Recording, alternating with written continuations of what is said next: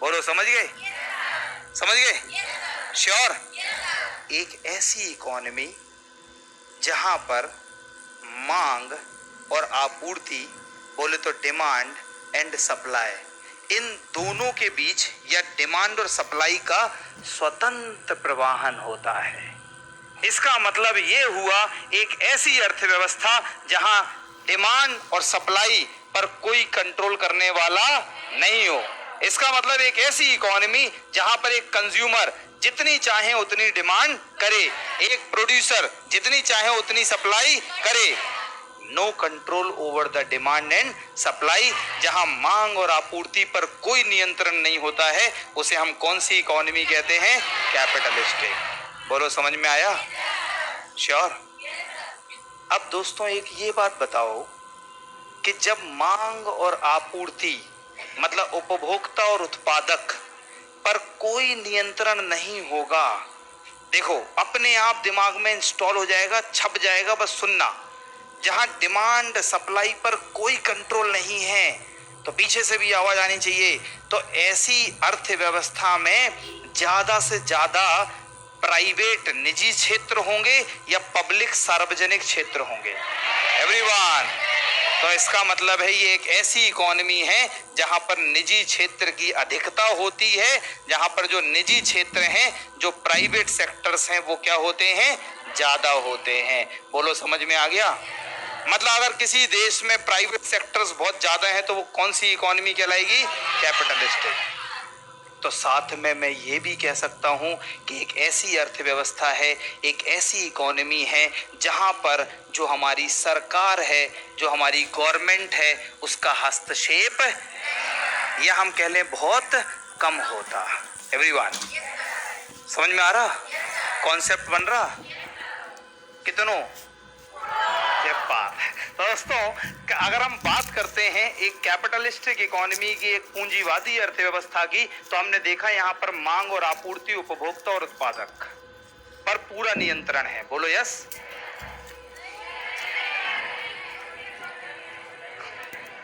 ऐसी आदत हो गई हर बात पे यस। बोलो यस।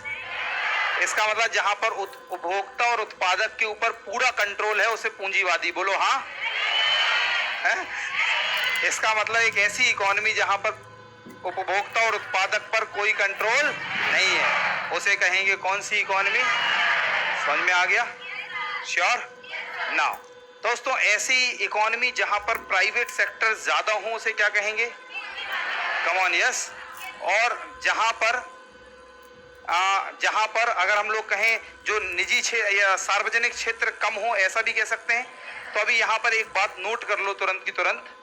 आज के बाद मैं जब भी ये शब्द बोलूंगा पब्लिक, तो इसका मतलब क्या होगा? जब भी मैं बोलूंगा सार्वजनिक, पब्लिक, तो इसका मतलब होगा बराबर सरकार। कम ऑन यस। तो इकोनॉमिक्स में जब भी आज के बाद मैं बोलूं पब्लिक, ये पब्लिक है, ये सब जानती है, ये वो वाला पब्लिक नहीं। इस पब्लिक का मतलब क्या होगा मेरी क्लास में? सरकार। बोलो जी, क्लियर है? तो जहां पर निजी क्षेत्र ज्यादा हो, सार्वजनिक क्षेत्र कम हो, उसे क्या कहेंगे? तो दोस्तों, सारे भाई बहनों जल्दी से मुझे बता दो एक पॉइंट नेक्स्ट, और बहुत ही इंपॉर्टेंट पॉइंट, कि ऐसी इकोनॉमी का मुख्य उद्देश्य, मुख्य ऑब्जेक्टिव, मेन गोल क्या होगा? जल्दी बताइए। बहुत ही बढ़िया, शाबाश। क्या होगा? अधिक से अधिक, क्योंकि जो प्राइवेट सेक्टर, निजी क्षेत्र हैं, जितनी भी प्राइवेट कंपनीज हैं, रिलायंस हो गए, टाटा हो गया, कम ऑन यस और नॉट, सारी वो किस लिए काम कर रही हैं? बोलो समझ गए? एक बहुत ही शानदार यहाँ पर और शब्द होता है, जरा ध्यान से सुनेंगे।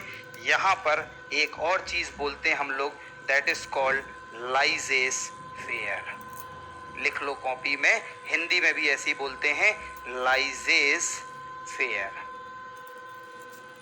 अब एक बार एग्जाम में क्वेश्चन पूछा गया कि लाइजेस फेयर किस इकोनॉमी की विशेषता है? अब दोस्तों, लाइजेस फेयर एक नया शब्द है आपके लिए। बोलो यस। तो मैंने आपसे कहा कि कितने शब्द सिखाऊंगा? कम से कम। हाँ, अगर आपके अंदर जोश और ज्यादा रहा और आपने बढ़िया से सीखा तो 2,500 और 3,000 भी होने में टाइम नहीं लगेगा। ये तो सिर्फ डिपेंड करता है कि हमारी ऑडियंस कैसी है। बोलो यस। तो ये सिर्फ आप लोगों के ऊपर डिपेंड है। तो जरा ध्यान समझना, एक नया शब्द आया लाइजेस्फीयर। इसका मतलब क्या होता है मैं पहले बता चुका। लाइजेस्फीयर का मतलब आप ऐसे समझ लें जहां पर सरकार का कोई नियंत्रण नहीं है, उसी को बोलते हैं लाइजेस्फीयर। एवरीवन, जहां पर सरकार का कोई नियंत्रण नहीं है उसे क्या बोलेंगे? बोलो क्लियर है? जहां पर मांग और आपूर्ति पर कोई कंट्रोल नहीं है क्या बोलेंगे? और दोस्तों, ये जो लाइजेस्फीयर शब्द है ये महान अर्थशास्त्री ने दिया था, जिनका नाम मैंने बताया था एडम स्मिथ। तो एडम स्मिथ साहब की देन है ये शब्द जिसे बोलते हैं लाइजेस्फीयर। बोलो क्लियर? और दोस्तों, अर्थशास्त्र के पापा कौन है? तो मैं बता दूं, पूंजीवाद के पिता भी एडम स्मिथ कहलाते हैं। जो पूंजीवाद का सिद्धांत है मेरे दोस्तों, जो मैंने किताब बताई थी 1776 वेल्थ ऑफ नेशन, याद आया? अरे बोलो यार, 1776 वेल्थ ऑफ नेशन। दोस्तों, अगर मैं उस किताब के बारे में बात करूं तो वहां पर पूंजीवाद के कॉन्सेप्ट को एलैबोरेट किया किसने? एडम स्मिथ ने। तो हम पूंजीवाद का पिता भी किसे कहते हैं? एडम स्मिथ को। आनंद आ रहा है या नहीं? श्योर? पक्का? नाउ दोस्तों, ये देखिए, जब हम पूंजीवादी अर्थव्यवस्था की बात करते हैं तो पूंजीवादी अर्थव्यवस्था में ये सारी विशेषताएं होती हैं। सिर्फ एक एक करके सुनते जाना है। कम ऑन, यस। नाउ दोस्तों, सबसे पहले अगर हम बात करें निजी स्वामित्व, क्या पच गया या नहीं पचा? अरे जल्दी बोलो यार, क्या समझ में आ गया या नहीं? निजी स्वामित्व समझ में आया? इसका मतलब ध्यान से सुनना, उत्पादक के संसाधन के नाम बताओ जल्दी से। उत्पादक के संसाधन के नाम जल्दी, एवरीवन। भूमि, श्रम, पूंजी, संगठन। अबे तुम लोग तो बहुत होशियार हो यार। दोस्तों देखो, तो जितने भी भूमि, पूंजी, श्रम, संगठन, इन सब का स्वामित्व किसके पास होगा? निजी क्षेत्र के पास होगा। एवरीवन, बोलो क्लियर है? फ्रीडम ऑफ एंटरप्राइज का मतलब हुआ कि जितने भी संस्थाएं हैं, अगर हम लोग कह लें जितने भी संस्थाएं हैं उनकी स्वतंत्रता। वही जो हमने बोला था अभी, हमने जो दूसरे तरीके से कहा था, क्या कहा था हमने? क्या कहा था जल्दी बताओ? वही मांग आपूर्ति पर कोई नियंत्रण नहीं है। यहां देखो क्या मतलब हुआ इसका? लाभ अर्जित करना इस इकोनॉमी का मुख्य उद्देश्य है। दोस्तों, एक नया शब्द और आ गया आप लोगों के लिए, कीमत तंत्र। एवरीवन, क्या है? ध्यान सुनो, एक और नया शब्द है, क्योंकि आप लोग तैयारी कर रहे हैं बीपीएससी की। ध्यान से सुनना मेरे सभी भाई बहनों, अगर यहाँ पर आप लोग तैयारी कर रहे होते खल्लासी की तो मेरा पढ़ाने का तरीका अलग होता। मतलब आप लोग एक गैजिस्ट्रेट पोस्ट के लिए पढ़ रहे हैं तो आपका पढ़ने का तरीका और मेरे पढ़ाने का तरीका उससे मैच होना चाहिए। कम ऑन, यस और नॉट? तो यहाँ पे हल्के में नहीं लेना है, बहुत सीरियस होके अच्छी तरह समझना है। बिल्कुल सही चल रहा ना माहौल? अरे बोलो यस, श्योर? और ये पूरा आपको पीडीएफ इसकी या जो भी जैसे नोट्स होंगे वो सब मिल जाएंगे। कम ऑन, यस। नाउ जरा ध्यान सुनना, प्राइस मैकेनिज्म, कीमत तंत्र किसे कहते हैं? एक लाइन में बताएंगे, हमेशा के लिए याद हो जाएगा। दोस्तों, किसी भी वस्तु के कीमत को तय करने के दो तरीके होते हैं। एवरीवन, कितने? नंबर 1, जैसे मान लो मुझे इस कैमरे की कीमत को तय करना है, राइट?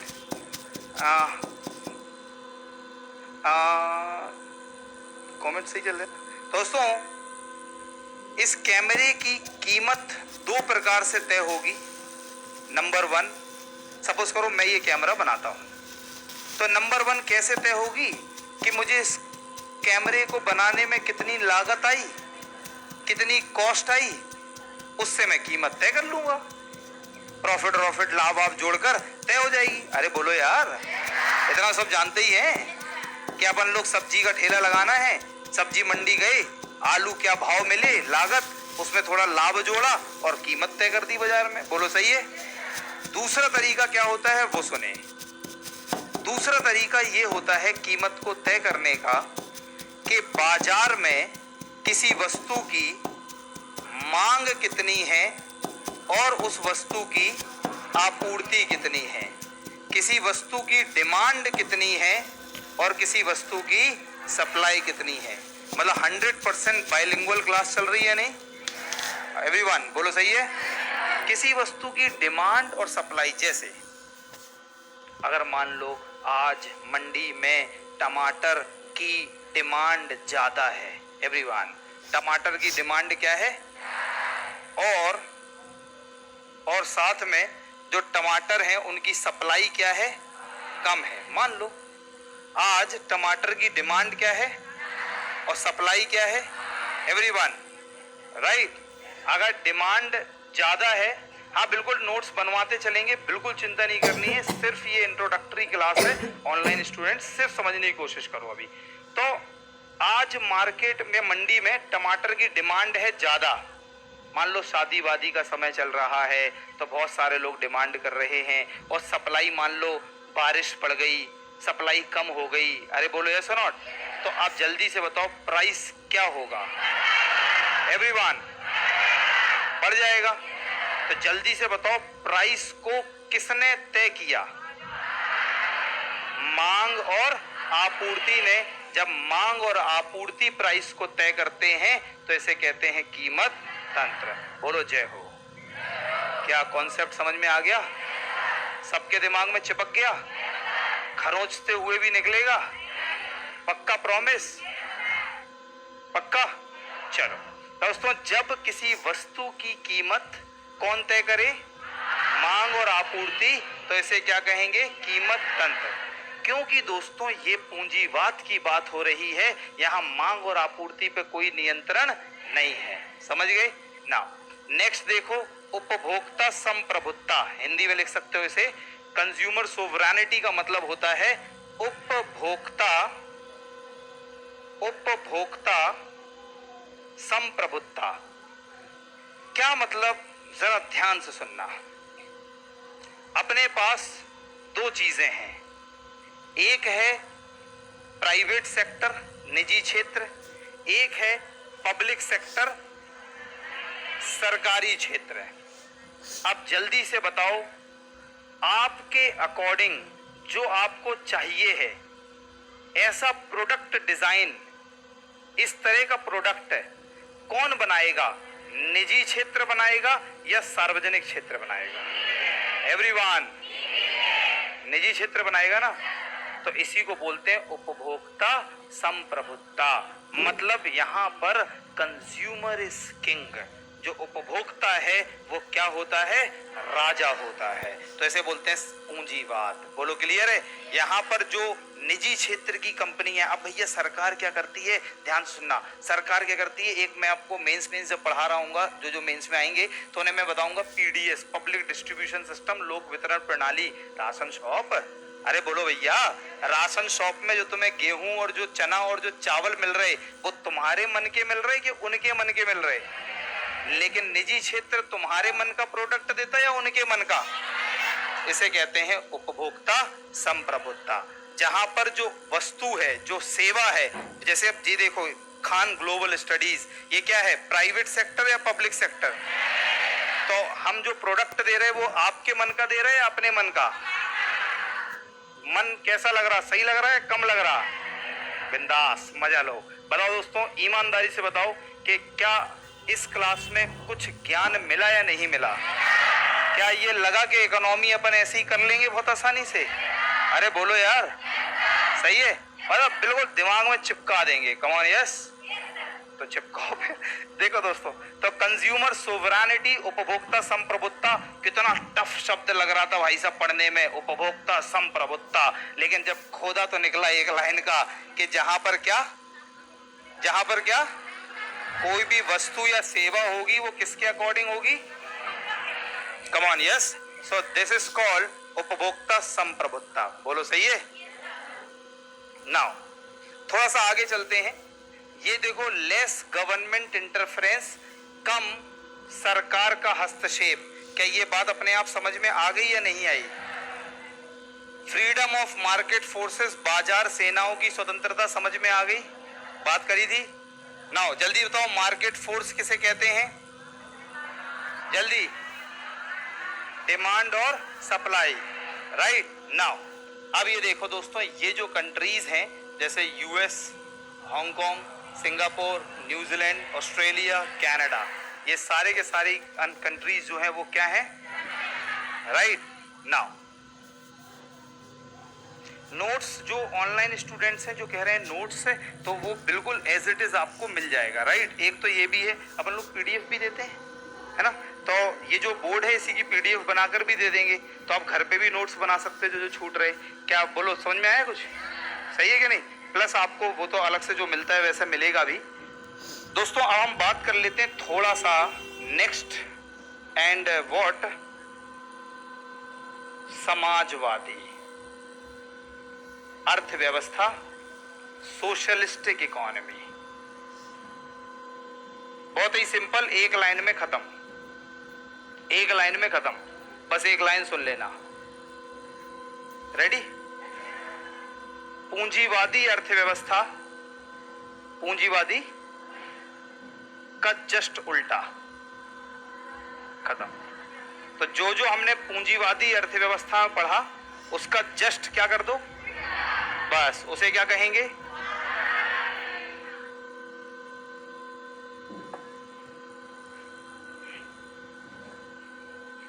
वहां पर हमने सबसे पहला पॉइंट बोला था, हाँ शाबाश, जो बाजार सेनाएं हैं, बाजार, इन पर यहां क्या होगा? पूर्ण नियंत्रण होगा, मार्केट फोर्सेस पर फुल कंट्रोल। बोलो समझ गए?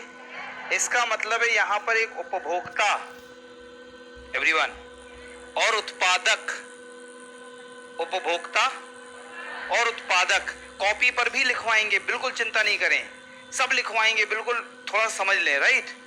तो कॉपी पर भी लिखवाएंगे, और चूंकि मैं चाह रहा था थोड़ा सा इकोनॉमी से इंट्रोडक्शन हो जाए, और फिर मैं क्या करूंगा, इन्हीं नोट्स को आपको अगर जरूरत हुई तो मैं डिक्टेट भी करूंगा, कम ऑन, यस और नॉट, जिससे आपके और नोट्स बन जाएं। बोलो चलेगा? कि बस थोड़ा समझने की कोशिश करो ना। ओके ठीक है, बिल्कुल लिखवा देंगे, बिल्कुल। चलो दोस्तों, जहां पर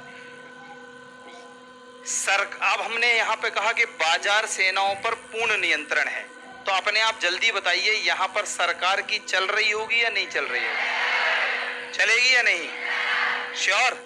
इसका मतलब यहां सरकार का पूर्ण हस्तक्षेप होता है, नियंत्रण होता है। बोलो समझ में आ गया? सही है ना? इसके अलावा एक और बात सुन लो ध्यान से, बहुत ही इंपॉर्टेंट। यहां पर अपने आप बताओगे मुख्य उद्देश्य क्या होगा? क्या होगा? शाबाश। तो यहाँ पे मुख्य उद्देश्य होगा समाज कल्याण। एवरीवन, क्या होगा? समाज कल्याण। जैसे हम लोग कहेंगे कौन सी अर्थव्यवस्था? समाजवादी। सही है दोस्तों। एक और इंपॉर्टेंट बात, यहां पर हमने बोला था कि सारा का सारा जो कंट्रोल है वो किसके हाथ में है, और यहां पर हम बोल रहे हैं कि सारा का सारा कंट्रोल किसके पास है? किसके पास है? इसका मतलब जल्दी बताओ, यहां पर जो प्रोडक्ट डिजाइन होगा, जो वस्तु बनेगी, जो सेवा होगी, वो आपके अकॉर्डिंग होगी या सरकार के? सरकार के।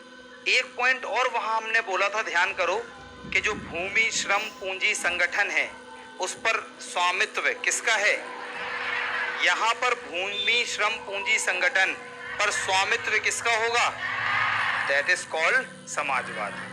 बोलो क्लियर है? तो दोस्तों, जब हम समाजवादी अर्थव्यवस्था की बात करते हैं तो जरा इसके बारे में देख लेते हैं। जरा देखिए, यहां पर हमने कहा कि जितने भी संसाधन हैं, एवरीवन, क्या है? जितने भी संसाधन हैं वो संसाधन किसके पास है? सामूहिक हैं। एवरीवन, कैसे हैं? सामूहिक हैं। बोलो सही है। इसका मतलब भूमि पर किसी एक व्यक्ति का नियंत्रण नहीं होगा। यहां पर ये देखिए बहुत ही शानदार पॉइंट है, इस पर मैं थोड़ा 2 मिनट बोलूंगा, बस चुपचाप सुनना है। इसका मतलब है केंद्रीय नियोजन प्रणाली। केंद्रीय नियोजन प्रणाली, राइट। केंद्रीय नियोजन प्रणाली, सुनिएगा सारे लोग, ये क्या होता है केंद्र नियोजन प्रणाली? दोस्तों, रशिया जो है वो एक समाजवादी देश है। एवरीवन, कैसा देश है? ध्यान सुनेंगे। हमारे भारत में जो पंचवर्षीय योजना का जो मॉडल था वो हमने कहां से लिया था? उस समय उसे यूएसएसआर बोलते थे, बाद में उसे रशिया बोलने लगे। अब जरा ध्यान सुनना, जैसे नहीं पता वो सीखे, जैसे पता है वो समझे। जो हमारे देश में पंचवर्षीय योजना का मॉडल था, मैंने बोला क्या था, क्योंकि 1 जनवरी 2015 में जो योजना आयोग थी उसे खत्म करके नीति आयोग बना दिया गया। सही है। जब नीति आयोग बन गया तो नीति आयोग के बनने के बाद एवरीवन, अब क्या हुआ, जो पंचवर्षीय योजना का जो मॉडल था वो खत्म हो गया और नीति आयोग ने एक 20 वर्षीय योजना बनाई है। अरे बोलो यस, राइट। तो एक 15 वर्षीय योजना बनाई है, एक लॉन्ग टर्म प्लान बनाया है। कम ऑन यस नाउ। अब जो पंचवर्षीय मॉडल था वो कहां से था? रशिया से। रशिया एक कैसा देश है? समाजवादी है। तो दोस्तों, जब सरकार काम करती है तो जरा ध्यान से सुनना, सरकार बिल्कुल नियम, कानून और तरीकों से काम करेगी या नहीं करेगी? तो दोस्तों, जब हम समाजवादी अर्थव्यवस्था की बात करेंगे तो वहां पे क्या होगा? केंद्रीय नियोजन प्रणाली। इसका मतलब सेंट्रल प्लानिंग सिस्टम या सेंट्रल इकोनॉमिक प्लानिंग। बोलो क्लियर है? इसका मतलब है जहां पर सारा का सारा जो प्लानिंग का काम है, योजना का काम है, वो कौन करेगा? राइट। तो थैंक यू सो मच। कामिनी चौधरी कह रही है thank you so much sir, मुझे अच्छे समझ में आ रहा है, बहुत ही बढ़िया। तो दोस्तों, अभी सिर्फ ये मेरी पहली क्लास है, मैं चाह रहा आप लोग थोड़ा समझ लें और थोड़ा ज्यादा अपन लोग इंटरेक्ट कर लें। अभी क्या है कि थोड़ा सिस्टम और समझ में आ जाएगा कि और आपको नोट्स भी देंगे, क्योंकि नोट्स देना तो बहुत जरूरी है, लिखवाना भी बहुत जरूरी है, सब होगा। Come on, yes or not? 100% लिखवाएंगे, राइट। तो बिल्कुल 100% लिखवाएंगे for online and offline students, don't worry. पहले सिर्फ समझने की कोशिश करो।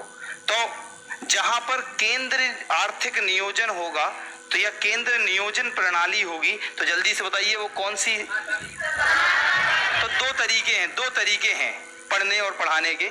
या तो आप एक रट्टा मार ले कि गुरुजी आए, उनने कहा था, दिल्ली से आए थे, उनने कहा था कि जब समाजवादी अर्थव्यवस्था होगी तो वहां पे केंद्र आर्थिक प्रणाली होगी या केंद्र नियोजन प्रणाली होगी। बोलो क्लियर? तो आपने ऐसे क्या किया? रट्टा मार लिया। लेकिन ऐसे क्या करोगे? फिर भूल जाओगे। लेकिन ऐसे अपन ने लिंक किया कि ऐसा क्यों है। एवरीवन बोलो यस। तो क्यों है? क्योंकि हमने जो पंचवर्षीय मॉडल लिया वो कहां से लिया? रशिया से। रशिया कैसा देश है? समाजवाद। और तो दूसरा तरीका, जब एक सरकार काम करती है, जैसे सरकार का जब बजट आता है तो एक सिस्टमेटिक तरीके से आता है। बोलो यस। तो इसका मतलब नियोजन के साथ बढ़िया साथ काम कौन करेगा? सरकार। जैसे मेरे या आपके पापा वो है सरकार। एवरीवन, घरों में मम्मियां ज्यादा सरकार हैं आजकल, मेरे घर में तो ऐसा ही है। तो दोस्तों, मान लो पापा सरकार हैं, बोलो जी यस, और अपन है प्राइवेट सेक्टर, अपन तो ऐसा ही है ना। तो अब जल्दी बताओ, ज्यादा प्लानिंग, ज्यादा नियोजन के साथ काम कौन करेगा? तुम नहीं करोगे। दोस्तों, इसका मतलब है आपको समझ में आ गया कि सोशलिस्टिक इकोनॉमी में ये क्या मतलब है। बोलो सही है? यहां देखो मैंने लिखा है कि उपभोक्ता एवरीवन, उपभोक्ता के लिए कोई चॉइस या कोई ऑप्शन नहीं होता। इसका मतलब जैसे मैंने थोड़ी देर पहले एग्जाम्पल लिया था कि जैसे लोक वितरण प्रणाली, जो राशन शॉप में जो पीडीएस के थ्रू अपन को राशन मिलता है, उसमें कौन चॉइस रहती है कि भैया जवाले चावल नहीं बेवाले दो, ऐसा होता है, लेने लो नहीं तो सिद्धि गली लेकर निकल लो। कम ऑन, यस और नॉट। जहां पर उपभोक्ता के पास कोई चॉइस, कोई ऑप्शन ना हो, तो वो कौन सी इकोनॉमी होगी? जहां उपभोक्ता के पास सारे चॉइसेस हों, ऑप्शन हो, तो क्या होगा? पूंजीवाद। वाह भाई वाह, मौज आ गई। कम ऑन, यस और नॉट। ईमानदारी से बताओ दोस्तों, सही है कि नहीं? हाँ, कल की क्लास में इससे भी ज्यादा मौज आएगी। बोलो, क्लियर है ना? तो दोस्तों, क्योंकि जैसे जैसे थोड़ा थोड़ा इंटरेक्शन होने लगेगा, आप मुझे समझने लग रहे होंगे, मैं आपको, कम ऑन यस, तो थोड़ा और आनंद आएगा। दोस्तों, ये बहुत ही बढ़िया पॉइंट है, जरा ध्यान समझना। आय का समान वितरण, आय का समान वितरण। दोस्तों, अपन लोग थोड़ा सा और समझो इकोनॉमी को, थोड़ा और टाइम है मेरे पास, 10 मिनट तक और लूंगा, चलेगा क्या? अपन लोग जब समष्टि अर्थशास्त्र पढ़ते हैं या जब इकोनॉमी पढ़ते हैं, जहां हमने देखा सरकार की योजनाएं पढ़ेंगे, बजट पढ़ेंगे, थोड़ा विषय वस्तु से समझने की कोशिश करें आप, तो अच्छा लगेगा। जब अपन लोग इस इकोनॉमी विषय को पढ़ते हैं, या जो सरकार का उद्देश्य है इस विषय को लेकर, वो सिर्फ एक मात्र उद्देश्य है, सरकार बजट क्यों बनाती है, या सरकार, एवरीवन ध्यान सुनना, ऑनलाइन भी, या सरकार टैक्स, कर क्यों लगाती है। अगर मैं आप लोगों से एक सरल भाषा में पूछूं कि कर क्यों लगाती है, तो आप लोग बहुत ही सरल जवाब देंगे मुझे। सरकार के पास आय आएगी, राजस्व आएगा। अरे बोलो यस। ये तो बाहर सब्जी बेचने वाले जनाब भी दे देंगे। फिर मैं कहूंगा और सोचो, तो आप कहोगे सरकार के पास जो राजस्व आएगा, ध्यान सब लोग सुनना, जो आय आएगी, पैसा आएगा, उसे सरकार व्यय करेगी, सड़कें बनवाएगी। अरे बोलो यस। ये भी बड़ा कॉमन आंसर है। जीडीपी बढ़ेगा, ये भी बड़ा कॉमन आंसर है। लेकिन थोड़ा अच्छा आंसर समझने की कोशिश करो। मीन्स कि सरकार जो टैक्स लगाती है, सरकार जो टैक्स लगाती है, एक जना कह रहा है I like your teaching style, वो तो मुझे भी बहुत पसंद है। दोस्तों, thank you so much for the wonderful comments. Now सब कुछ लिखवाएंगे भाई साहब। एक कह रहा मौज कर दी हैवी सर। तो देखो दोस्तों, कि अगर हम बात करें, सरकार जो टैक्स लगाती है, बहुत ही शानदार पॉइंट्स बता रहे, ध्यान सुनना। सब्जेक्ट के नजरिए को समझो।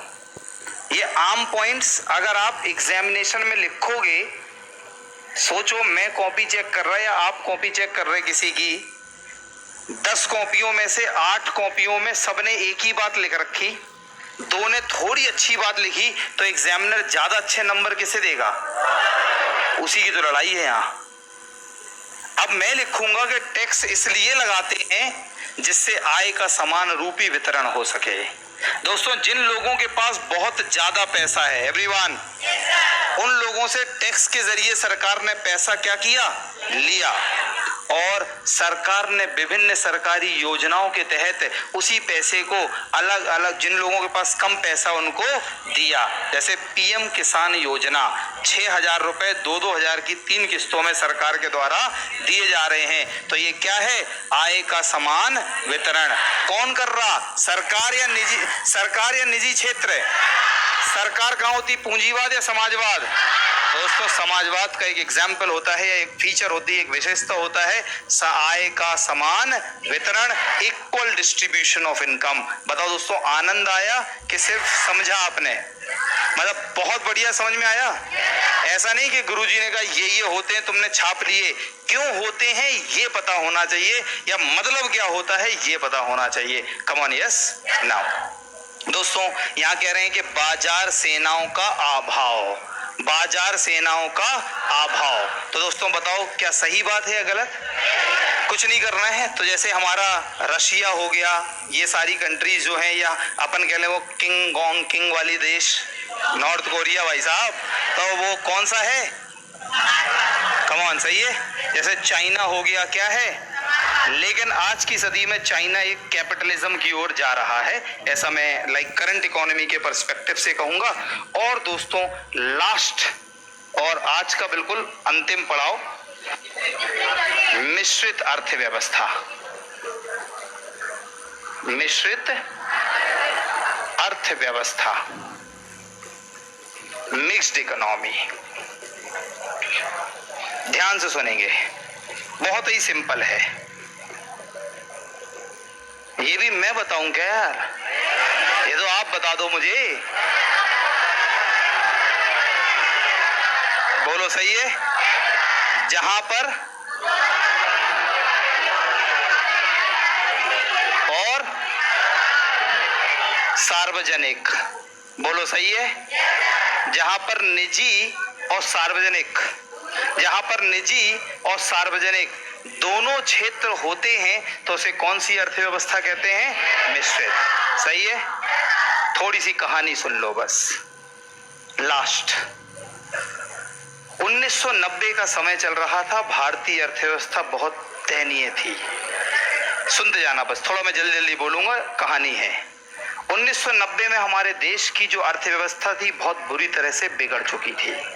हमारे देश में जो फॉरेन एक्सचेंज रिजर्व था, जो विदेशी विनिमय जो था, मतलब सरल भाषा में, आम भाषा में बोले तो जो यूएस का डॉलर था, यूरोप का यूरो था, है ना, जो भी कंट्रीज हैं, जितने भी, चाइना का युआन था, मतलब जो विदेशी मुद्राएं थी वो बिल्कुल कम हो गई थी।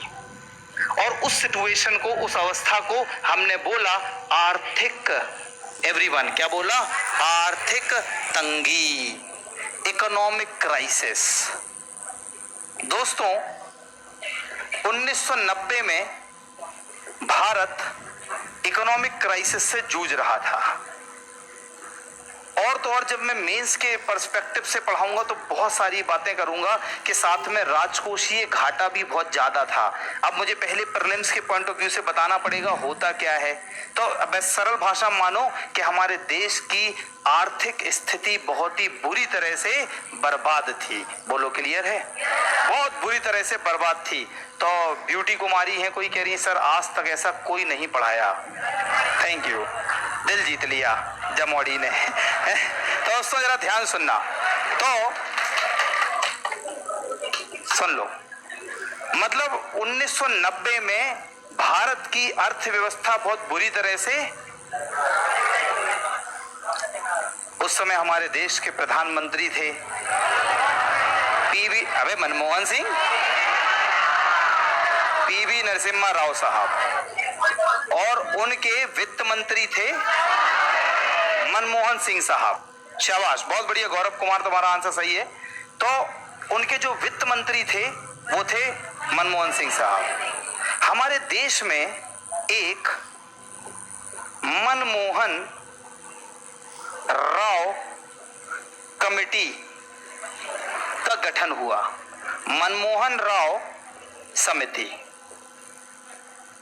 1990 में मनमोहन राव कमेटी, मनमोहन राव समिति का गठन हुआ और प्रधानमंत्री साहब जो हमारे पीवी नरसिम्हा राव थे, इन्होंने कहा कि डॉक्टर मनमोहन सिंह साहब आप ही महान अर्थशास्त्री हैं, बताएं मैं क्या करूं, कैसे इस देश की डूबती हुई नैया अर्थव्यवस्था को बचाऊं।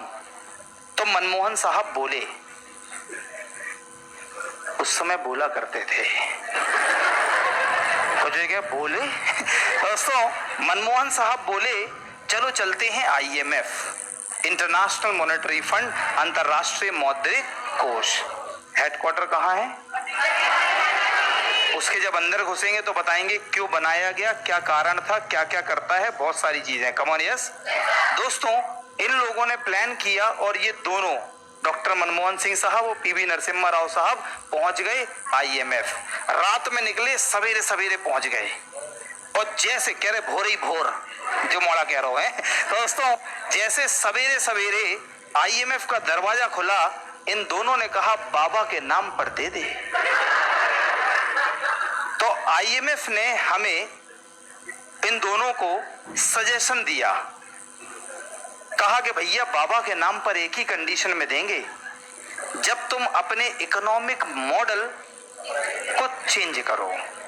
दोस्तों 1990 तक हमारे देश की जो अर्थव्यवस्था थी वो क्या थी, लेकिन on the lines of the suggestions which has been given by the IMF and by the recommendation of the Manmohan Rao committee, मैंने कहा कि IMF के सुझाव के द्वारा और मनमोहन राव समिति की सिफारिशों के द्वारा भारत में क्या किया गया, भारत में आप सब जानते हैं क्या लाया गया, 1991, जैसे हमने बोला नई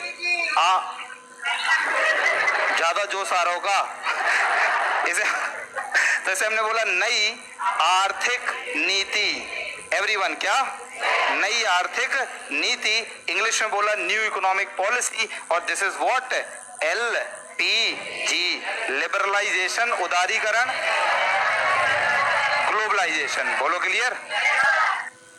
और हमारे देश की जो अर्थव्यवस्था है वो समाजवादी से परिवर्तित हो गई, किसमें, मिक्स्ड में।